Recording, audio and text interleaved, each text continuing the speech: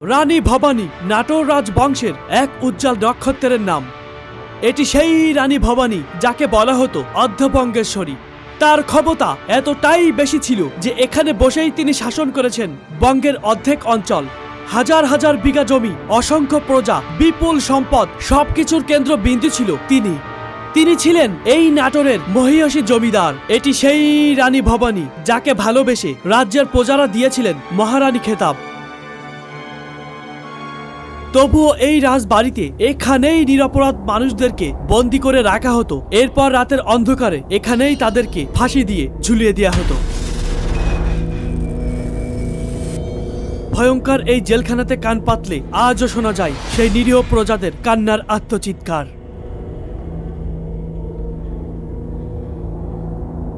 এখানে অপরাধীদেরকে নির্মমভাবে অত্যাচার করা হতো।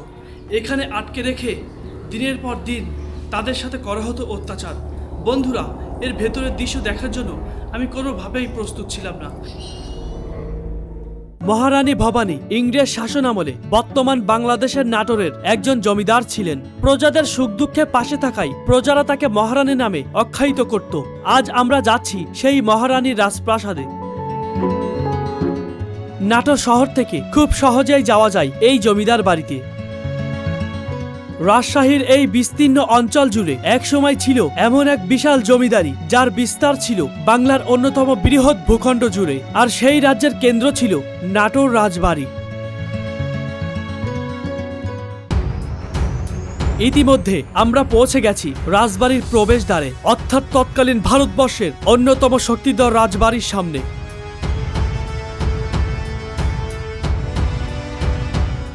প্রবেশদ্বার দিয়ে ঢুকতেই আমার মনে পড়ে গেল জীবনানন্দ দাশের বনলতা সেন কবিতার দুটি চরণ।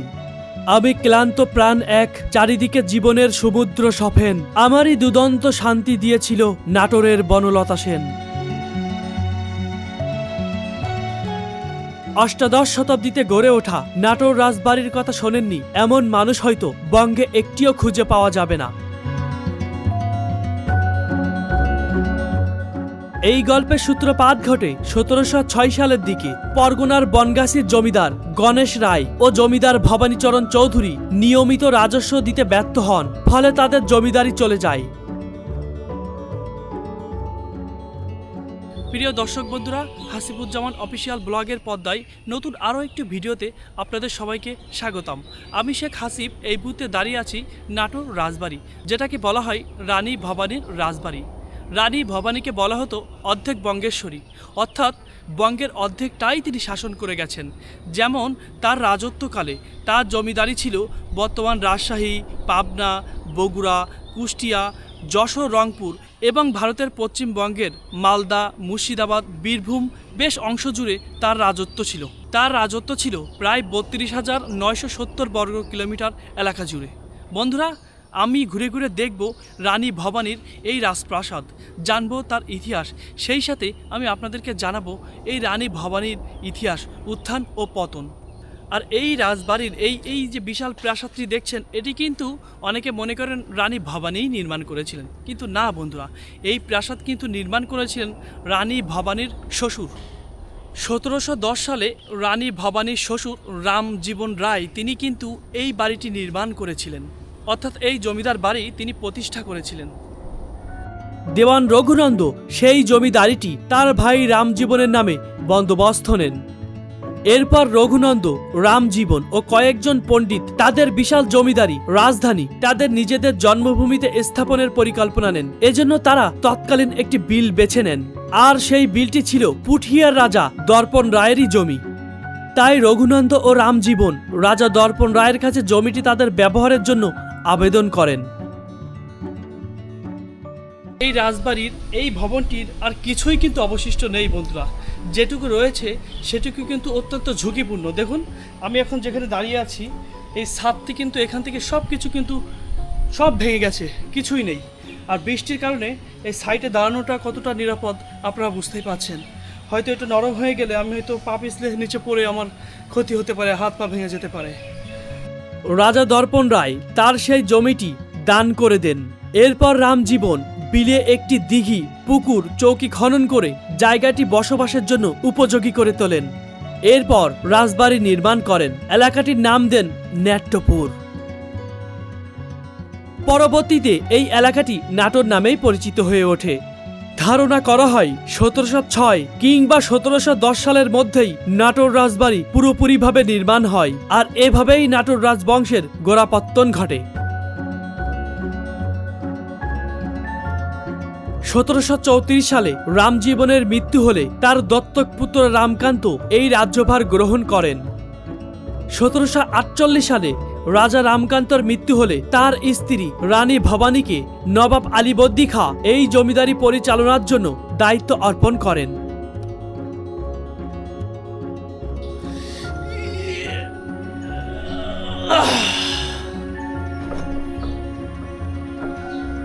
অনেক বিশাল বড় দরজা। এই দরজা আমার একা পক্ষে ঠেলা সম্ভব হবে না, আর এর ভেতরে নিশ্চয়ই কিছু না কিছু রয়েছে। রানী ভবানীর রাজত্বকালে তার জমিদারি ছিল বর্তমান রাজশাহী, পাবনা, বগুড়া, কুষ্টিয়া, যশোর, রংপুর, পশ্চিমবঙ্গের মুর্শিদাবাদ, বীরভূম, মালদা জেলা পর্যন্ত বিস্তৃত ছিল। ভাবা যায়। এখন আমি দাঁড়িয়ে আছি এই রাজবাড়ির বড় তরফের মালাখানার সামনে, আর মালাখানাটি দেখতেই পাচ্ছেন কতটা পরিত্যক্ত হয়ে গেছে। বছরের পর বছর এভাবেই থাকতে থাকতে অযত্নে অবহেলায় তা কিন্তু অনেকটা। রানী ভবানীর এই বিশাল রাজ্য এতটাই বিশাল ছিল যে ঘোড়ার গাড়িতে করে প্রায় 35 দিনেরও বেশি সময় লাগতো সমস্ত রাজ্য ঘুরতে। রাজবাড়ির বিশাল এলাকা মূলত দুটি অংশেই বিভক্ত, একটি ছোট তরফ ও অপরটি বড় তরফ। আর আমার পেছনে এই বড় তরফের এখানেই রয়েছে ছোট তরফের সর্বমঙ্গল মাতার একটি মন্দির, যেটা ছোট তরফের রাজারা নির্মাণ করেছিলেন। এখানে কিন্তু বলি দেওয়া হতো, অর্থাৎ আগে আমি দেখিয়েছি সেখানে কিন্তু মহিষ বলি দিত। এই রাজবাড়িতে প্রায় সময় কিছু না কিছু বলি দেওয়া হতো, কখনো মহিষ, কখনো ছাগল, কখনো পাঠা, সব কিছু বলি দেওয়া হতো। রাজবাড়ির চারপাশে রয়েছে 2 স্তরে বের চৌকি, যা পুরো এলাকাটিকে ঘিরে রেখেছে। জানা যায় এই বের চৌকি রাজবাড়িতে বহির্শত্রুর হাত থেকে রক্ষা করত। এই গোটা রাজবাড়ির এক কোণে নিস্তব্ধ হয়ে দাঁড়িয়ে আছে যে ভাঙাচোরা ভবনটি, এটি ছিল রাজবাড়ির কাছারি ভবন। ধীরে ধীরে এক সময় এটি ভয়ঙ্কর জেলখানায় পরিণত হয়ে যায়। এখানেই বন্দি করে রাখা হতো অপরাধীদেরকে।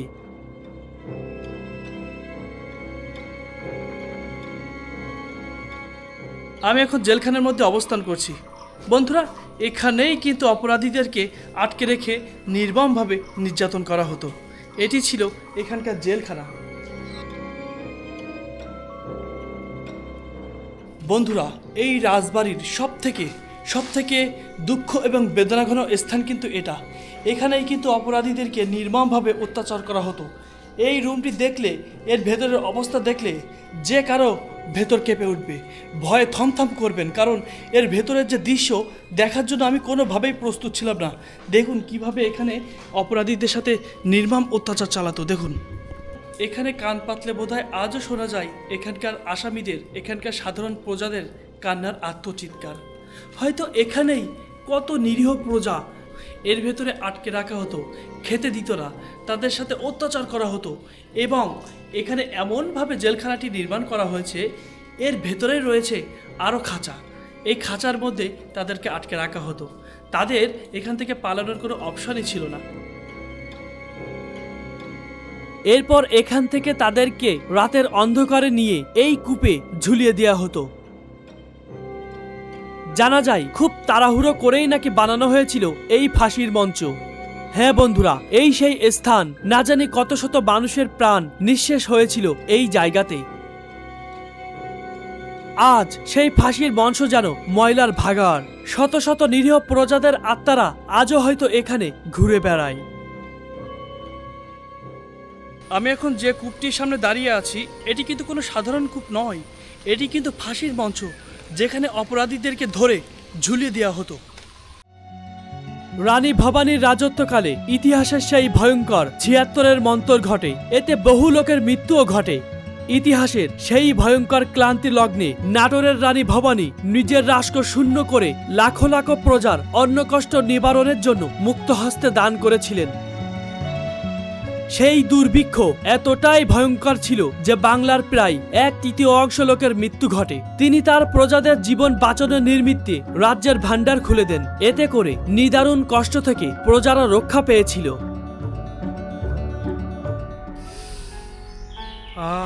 বন্ধুরা, এখানে কিন্তু নেই সেই রানীরা, নেই সেই রাজাদের দাপট, কিন্তু এখানে এখনও যেন কেমন একটা সুগন্ধ ঘ্রাণ ছড়াচ্ছে, যে ঘ্রাণ এখানে আসলে আমি পাগল হয়ে যাচ্ছি। কারণ বৃষ্টিতে এবং এই চালতা গাছের যে ফুলের যে ঘ্রাণ, মনে হচ্ছে সেই সময় রাজা রানীদের আমলে এই বাড়ি থেকে যে সুন্দর ঘ্রাণ সুবাস ছড়াতো, সেই ঘ্রাণ যেন এখানে পাওয়া যাচ্ছে। অপরূপ কারুকার্য খচিত বিশাল এই রাজবাড়িটির মোট আয়তন ছিল 120 একর। পুরো রাজবাড়ির এলাকায় ছোট বড় মিলিয়ে মোট 8টি ভবন রয়েছে। এছাড়াও এখানে রয়েছে 2টি গভীর পুকুর ও 5টি ছোট পুকুর।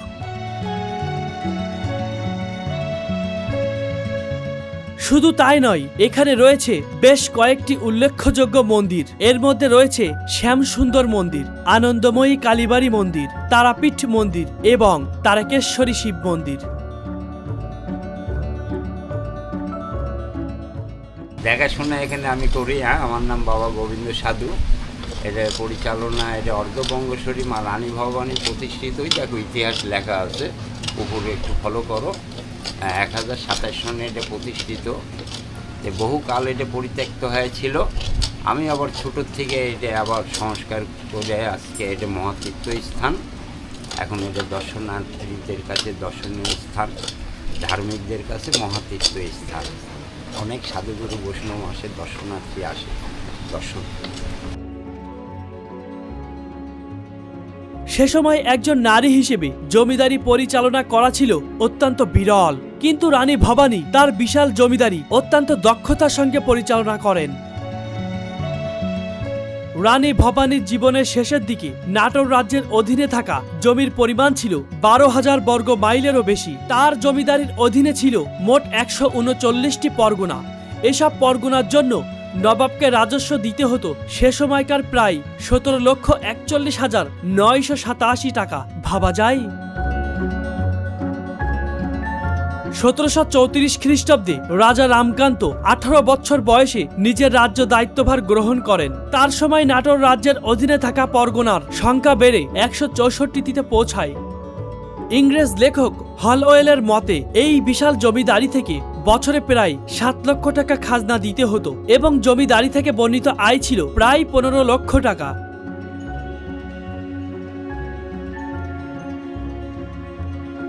এখন আমি আছি এই প্রাসাদের হানি কুইন ভবনে, যা পরবর্তীতে প্রত্নতত্ত্ব অধিদপ্তর তাদের মতো করে সংস্কার করেছেন এই ভবনটি। পরবর্তীতে রানী ভবানী তার একমাত্র কন্যা তারার বিয়ে দেন রঘুনাথ লাহিড়ীর সঙ্গে। এরপর তিনি তার জামাতা রঘুনাথের হাতে এই রাজ্যের দায়িত্বভার তুলে দেন। কিন্তু 1988 খ্রিস্টাব্দে রঘুনাথ লাহিড়ীর মৃত্যু হলে রানী ভবানীকে আবার রাজ্যের দায়িত্ব নিতে হয়। তার একমাত্র কন্যা তারা তখন বাল্য বিধবা হয়ে মায়ের সঙ্গেই বসবাস করতেন।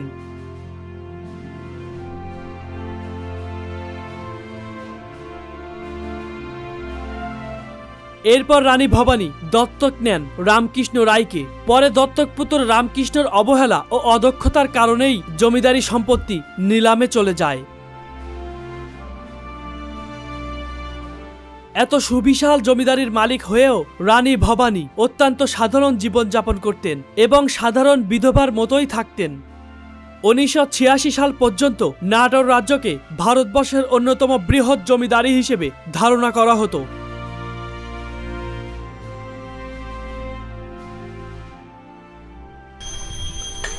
এখনো পুজো হয় এই মন্দিরে? হ্যাঁ, পূজা হয়।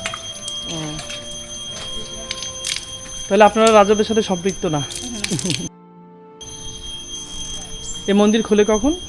মন্দিরে তো ভোগ হচ্ছে তো মায়ের। ও, এই রাজাদের শুনেছি দেশভাগের পর তারা এখান থেকে চলে যায়। হ্যাঁ, কিন্তু তাদের সাথে কি কোনো যোগাযোগ বা কোনো ভাবে কি কোনো সম্পৃক্ত আছে কেউ? না না না না না, তারা কে কোথায় আছে কেউ জানে না। তারা ইন্ডিয়া আছে এটা জানি। হ্যাঁ, ভারত আছে। তাদের বংশধারা আছে, এটাই হ্যাঁ। জানি, কিন্তু কে কই আছে কে কই আছে কে? এত সুবিশাল জমিদারি, দক্ষতার সঙ্গে পরিচালনা এবং প্রজাদের কল্যাণে কাজ করার জন্য রানী ভবানীকে অর্ধবঙ্গেশ্বরী নামেও পরিচিত হন। অর্ধবঙ্গেশ্বরী অর্থাৎ তিনি বঙ্গের অর্ধেক অঞ্চল শাসন করেছেন। প্রায় 50 বছর ধরে তিনি দক্ষতার সঙ্গে তার বিশাল জমিদারি পরিচালনা করেন এবং প্রজাদের কল্যাণে নানা জনহিতকর কাজ করেন। রানী ভবানী শুধু একজন দক্ষ জমিদার ছিলেন না, তিনি ছিলেন অত্যন্ত উদার এবং সামাজিক জনহিতকর একজন নারী। বন্ধুরা, দর্শনার্থীরা এসে কিন্তু ওই সাইড থেকেই কিন্তু তারা ফিরে চলে যায়। তারা মনে করে এখানে কিছু নেই। আসলে চোখ যদি থাকে তাহলে আশেপাশে অনেক কিছু খুঁজে পাওয়া যায়। দেখুন, এখানে কিন্তু রয়েছে সেই প্রাসাদের ধ্বংসাবশেষ পেছনের অংশ, যেটা ছিল রানী মহল। এই সাইডটা তো ধ্বংস হয়ে গেছেই, কিন্তু তার সাথে কিন্তু এটি কিন্তু সম্পৃক্ত, এটি কিন্তু যুক্ত একটি ভবন। কিন্তু এই ভবনে কিন্তু বর্তমান কেউ বসবাস করছেন। সাধারণ জীবনযাপন করেও তিনি মানুষের কল্যাণে প্রচুর কাজ করেছেন। এই কারণে সাধারণ মানুষের কাছে তিনি অত্যন্ত জনপ্রিয় হয়ে ওঠেন।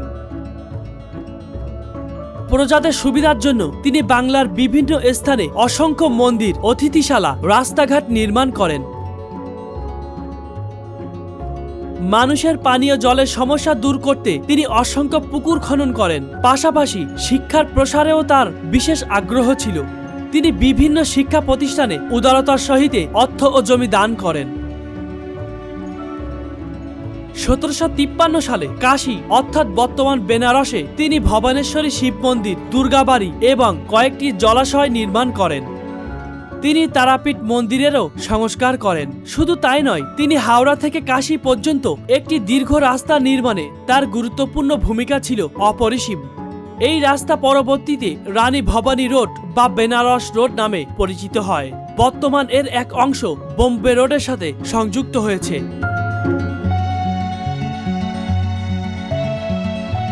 কিংবদন্তি রানী এই ভবানীর অধীনে থাকা জমিদারি বিস্তৃত ছিল অবিশ্বাস্য।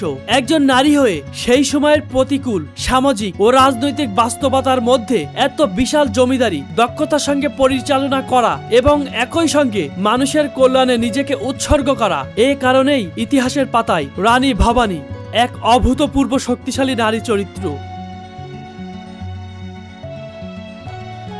দীর্ঘ ও কর্মময় জীবন শেষ করে রানী ভবানী 1802 সালে 5 সেপ্টেম্বর 86 বছর বয়সে নাটোরেই মৃত্যুবরণ করেন। আর এভাবেই শেষ হয়ে যায় একজন কিংবদন্তি শাসকের অধ্যায়।